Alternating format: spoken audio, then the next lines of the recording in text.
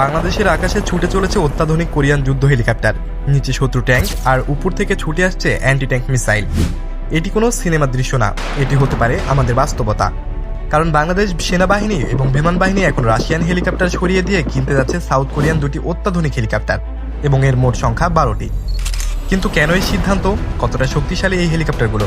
আর এই চুক্তি হলে বাংলাদেশের সামরিক শক্তি কোথায় গিয়ে দাঁড়াবে?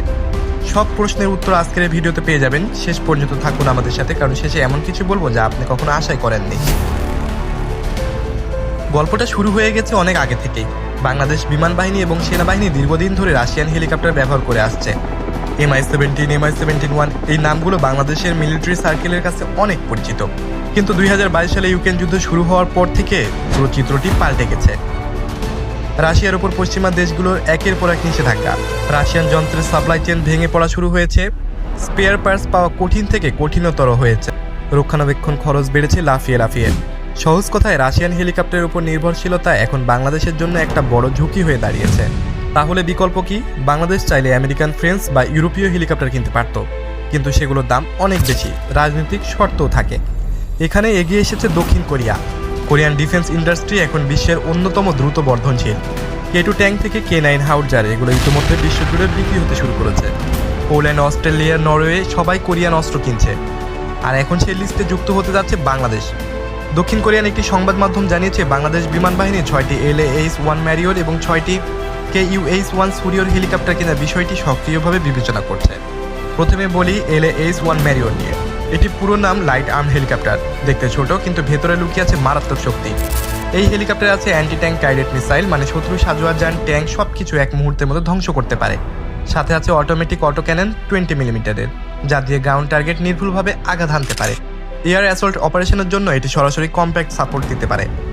সবচেয়ে গুরুত্বপূর্ণ বিষয় হলো এটি উচ্চ তাপমাত্রা এবং আর্দ্র আবহাওয়ায় কার্যকরভাবে উঠতে পারে, মানে বাংলাদেশের আবহাওয়ার সাথে এটি পারফেক্ট ম্যাচ। বিমান বাহিনীর জন্য এই হেলিকপ্টারটি হতে পারে গেম চেঞ্জার। এবার আসি KUH-1 সুরিয়রের কথায়। সুরিয়র মানে এটা শুধু একটা হেলিকপ্টার না, এটা সম্পূর্ণ সমাধান।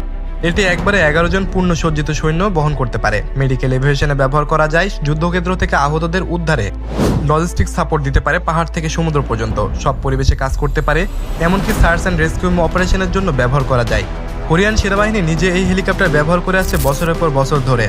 এটি যুদ্ধ পরীক্ষিত এবং প্রমাণিত প্ল্যাটফর্ম। বাংলাদেশ সেনাবাহিনীর জন্য এই হেলিকপ্টার হবে ট্রুপস মুভমেন্ট থেকে শুরু করে দুর্যোগ মোকাবেলা পর্যন্ত সব কাজের এক সমাধান। এখন আছে সেই কথায় যেটা শুনলে আপনি চমকে যাবেন। এই চুক্তি যদি চূড়ান্ত হয়, এটি হবে বাংলাদেশ এবং দক্ষিণ কোরিয়ার মধ্যে সবচেয়ে বড় সামরিক চুক্তি। শুধু তাই না, এই চুক্তি একটি সংকেত দেবে পুরো বিশ্বকে যে বাংলাদেশ এখন আর রাশিয়ার উপর নির্ভরশীল না। রাশিয়া থেকে সরে এসে কোরিয়ার দিকে ঝোঁকা মানে শুধু হেলিকপ্টার কেনাকাটা না, এটা একটা কৌশলগত ভূরাজনৈতিক সিদ্ধান্ত। কিন্তু প্রশ্ন হলো, এই সিদ্ধান্ত কি বাংলাদেশের জন্য সঠিক? কোরিয়ান হেলিকপ্টার কি রাশিয়ানদের সত্যিকারের বিকল্প হতে পারে? আপনার মতামত কি? কমেন্টে জানান।